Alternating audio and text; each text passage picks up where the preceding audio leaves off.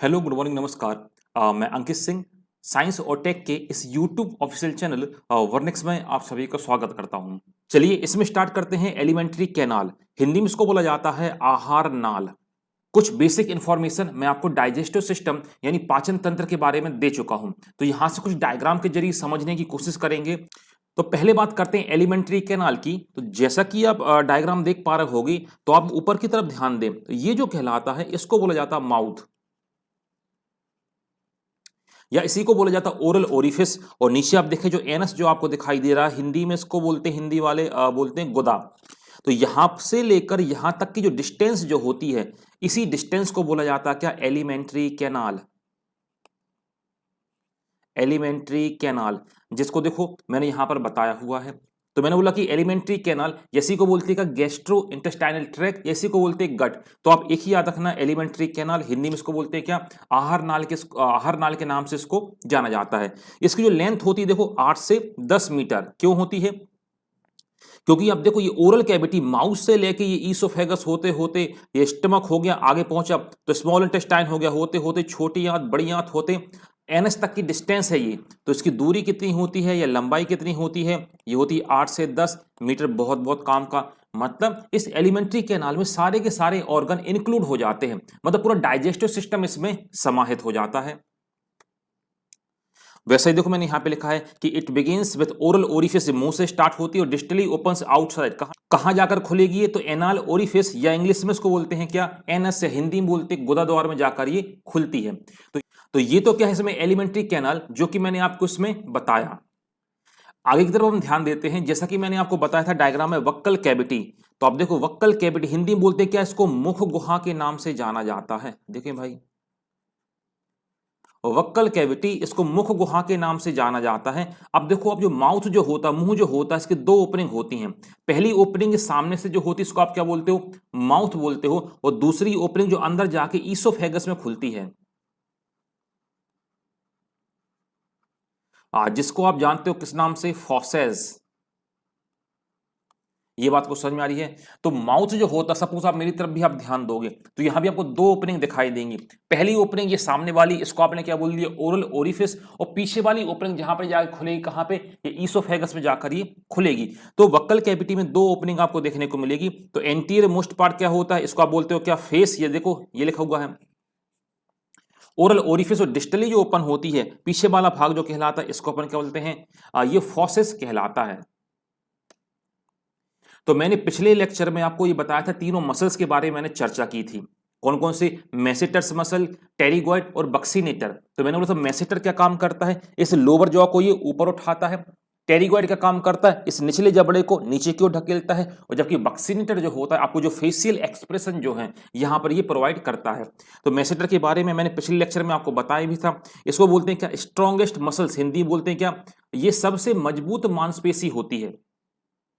और ये भी मैंने आपको बताया था कि बॉडी में 639 मांसपेशियां देखने को मिलती हैं। इसका डिस्कशन हो चुका था। जो भी लोग इसका देखना चाहते हैं इसके बारे में, तो पुरानी वीडियोस आप जाके देखना, तो उसमें आपको देखने को ये मिलेगा। इसके बाद मैंने यहां पर लार ग्रंथियों के बारे में पढ़ाया था। लार ग्रंथियां इंग्लिश में इसको बोला जाता है क्या, स्लाइवरी ग्लैंड। हिंदी में इसको क्या बोलते हैं भाई, हिंदी में इसको बोलते हैं क्या, लार ग्रंथि। तो मैंने बोला था कि ह्यूमन में तीन जोड़ी, मनुष्य में तीन जोड़ी लार ग्रंथियां पाई जाती हैं। ये भी मैं आपको बता चुका था। ये देखो ये लिखा हुआ 3 पेयर्स, मैं इसको हाईलाइट कर देता हूं। देखो तीन जोड़ी लार ग्रंथियां पाई जाती हैं। मैंने इनको आपके इनकी नेम भी आपको बताए थे। पहले देखो पैरोटिड लार ग्रंथि, सब मैक्सिलरी लार ग्रंथि और सब लिंगुअल। तो तीन आपको लार ग्रंथियां देखने को मिलेंगी। जबकि मैंने आपको एग्जाम्पल लेके बताया था, जो डॉग जो होता है और जो रैबिट जो होता है, खरगोश और कुत्तों में चार जोड़ी लार ग्रंथियां पाई जाती हैं। जो चौथा पेयर जो होता है, इसका नाम क्या होता है, इसको बोलते हैं इंफ्रा ऑर्बिटल। बाकी तीन पेयर तो यही रहेंगे, और चौथा क्या कहलाता है, इंफ्रा ऑर्बिटल। और एक पॉइंट मैंने और आपको पिछली क्लास में आपको बताया था, जो कैट जो होती है, बिल्ली जो होती है, यहां पे आपको सर्वाधिक 5 जोड़ी लार ग्रंथियां देखने को मिलेंगी।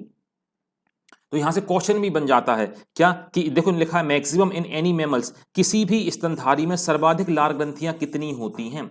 तो आप देखो किसी भी स्तनधारी में सर्वाधिक लार ग्रंथियां 5 पाई जाती हैं, तो स्तनधारी वो मेमल है कौन, वो है कैट। तो पांचवी जो लार ग्रंथि जो होती है 5th नंबर की सलाइवरी ग्लैंड जो होती है, उसका नाम क्या होता है, देखो नाम यहाँ पे लिखा हुआ है मूलर ग्लैंड। यदि आप चाहो तो नाम याद करना, अदरवाइज आप चाहो तो उसको नाम को छोड़ सकते हो, मगर ये बस आपको पता होना चाहिए कि 5 जोड़ी पाई जाती हैं कैट में, जो सबसे ज्यादा होती हैं स्तनधारियों में। हाँ, जरा यहाँ पे आप ध्यान दें, तो देखो मैंने तीनों लार ग्रंथियों की आपको पोजीशन बताई थी। तो पहली मैंने बोली थी कि पैरोटिड कहाँ देखने को मिलेगी, जस्ट ईयर लोब के नीचे, एक इधर और एक इधर। तो देखो ये दिखाई दे रही है आपको कौन सी, पैरोटिड लार ग्रंथि, ये बनी हुई है। दूसरी मैंने बोली थी क्या, सब मैक्सिलरी, जब आप मुंह को आप खोलेंगे, जहां से खाना अंदर जाता है, फॉसस के थ्रू अंदर जाता है, तो साइड में कुछ आपको गोल दिखाई देंगे, उनको अपन क्या बोलते हैं, सब मैक्सिलरी। या इनको एक नेम और दिया गया है जो मैं आपको बता देता हूं। दूसरा नेम क्या दिया है, देखो सब मैंडिबुलर, यही है सब मैक्सिलरी।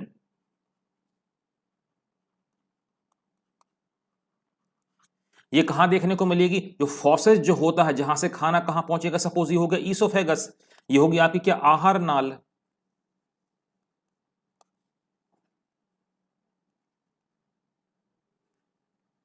आहार नाल, इसको आपने बोल दिया ईसोफेगस। इसके दोनों ओर आपको एक बंच दिखाई देगा, ऐसा एक ऊपर हुआ कुछ लटका हुआ दिखाई देगा, इसको बोलते हैं यूबिला। ये जो बंच जो आपको दिखाई दे रहा है, इस बंच को ही कहा जाता है क्या, सब मैक्सिलरी सलाइवरी ग्लैंड। कुछ इंफॉर्मेशन इनके बारे में आप देखो, मैंने आपको पिछली क्लास में भी आपको बताया था।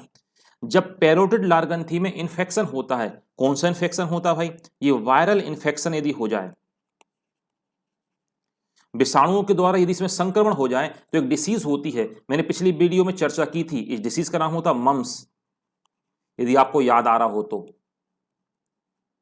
हिंदी में इसको बोलते हैं क्या, गलसुआ के नाम से जाना जाता है। तो एक बार क्वेश्चन ये बना है कि जो मम्स जो होती है, ये किससे होता है, बैक्टीरिया से होता है कि वायरस से होता है। तो करेक्ट आंसर क्या रहेगा भाई आपका, तो मम्स जो है बैक्टीरिया, मम्स जो है वायरस से होने वाली बीमारी होती है।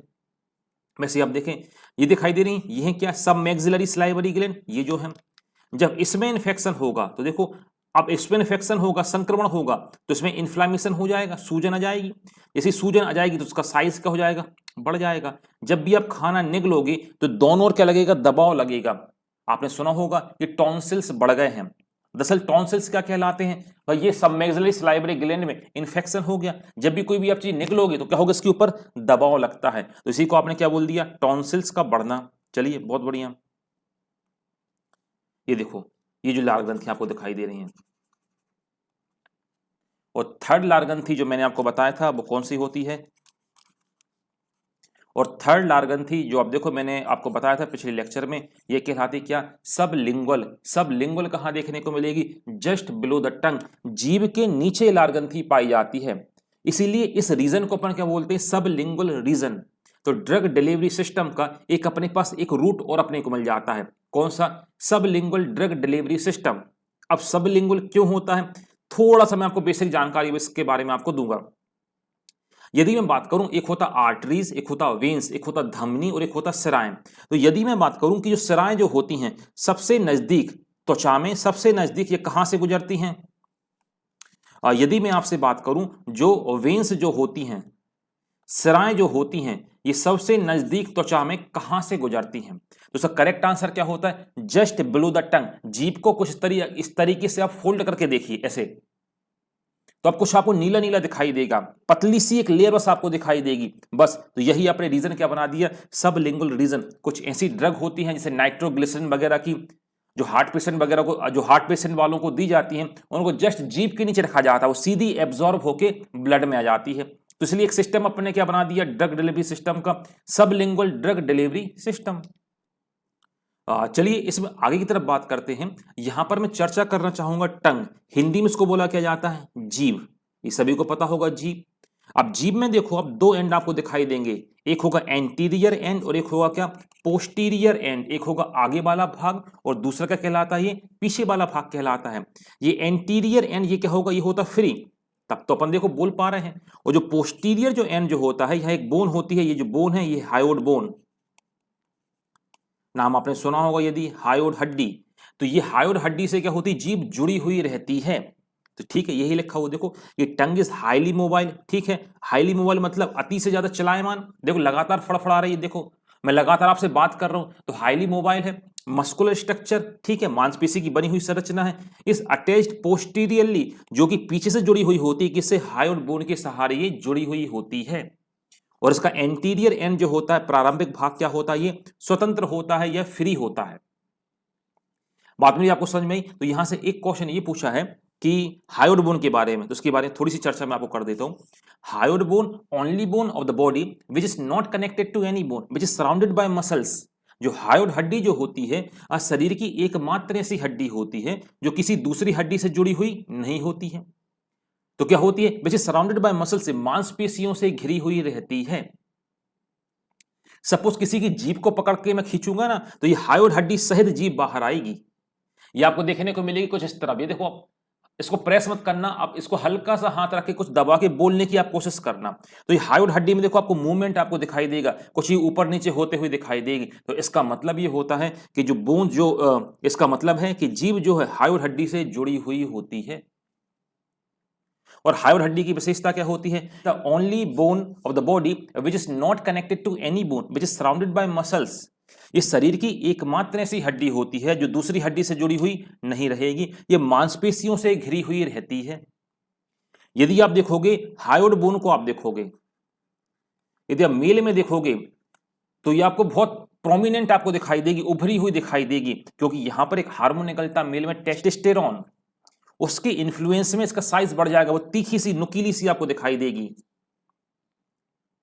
और जबकि फीमेल में बात करूंगा तो फीमेल में एस्ट्रोजन के इफेक्ट में, एस्ट्रोजन के इन्फ्लुएंस में थोड़ी धसी हुई ये दिखाई देती है। जब ये थोड़ी साइज में बढ़ जाती है ना, तो इसी को ही लोग क्या बोलते हैं, एडम एप्पल इसको कहा जाता है। ये थोड़ी आकार में जब बढ़ जाती है तो इंग्लिश का टर्म एडम्स एप्पल इसी को बोला जाता है। तो आपको इतना सा बस याद रखना है, जो जीभ जो होती है ये हायोइड हड्डी से जुड़ी हुई होती है, ठीक है, बहुत अच्छी बात है। इसका एंटीरियर एंड फ्री होता है और पोस्टीरियर एंड इस हड्डी से अटैच होता है। इतने से आपका काम हो जाएगा, क्योंकि ये जो हड्डी है मांसपेशियों से घिरी हुई होती है। अदरवाइज अब जितनी भी बोन्स आप देखोगे वो एक दूसरे बोन से जुड़ी हुई हैं। एग्जाम्पल मैं आपको देख के बताता हूं। देखो, ये होगी आपकी ह्यूमरस, ये होगी रेडियस अल्ना, ये होगी 8 bone, carpal, hamate, lunate, capitate, मैं आपको बताऊंगा। ये 5 हो गई मेटाकार्पल्स और ये 14 हो गई फेलेंजेस। तो एक बोन क्या है, दूसरे बोन से अटैच है, मगर ये किसी दूसरी बोन से अटैच नहीं है। यदि मैं स्वाद की बात करता हूं, टेस्ट के सेंसेशन की बात करता हूं, तो टंग का जो एंटीरियर एंड जो है, प्रारंभिक भाग जो है, यहां से आपको मीठा स्वाद आएगा। साइड से आपको देखो हल्का सा आपको खारा स्वाद महसूस होगा। पीछे देखो आपको सौर मतलब खट्टा स्वाद, और सबसे पीछे से आप देखो आपको कड़वा स्वाद आता हुआ दिखाई देगा। तो जीभ के कुछ अलग अलग रीजन होते हैं, इनमें कुछ पेपिली पाए जाते हैं, एक फिली फॉर्म होते हैं, एक फंजी फॉर्म होते हैं। चूंकि अब नॉन टेक्निकल वाले हैं तो इतने काम का नहीं है, तो इतना बस आपके ये काम का है कि कौन से एरिया से कौन सा टेस्ट का सेंसेशन आपको होता है। अब यहाँ पर एक छोटा सा एक टॉपिक, छोटा सा क्या अच्छा ही खासा टॉपिक है, टीथ बच गया है वक्कल कैविटी में। मैं सोच रहा था हो जाएगा कंप्लीट, तो इस टीथ को मैं अगले लेक्चर में आपको कंप्लीट कराऊंगा। तो मिलते हैं अगले लेक्चर में। धन्यवाद।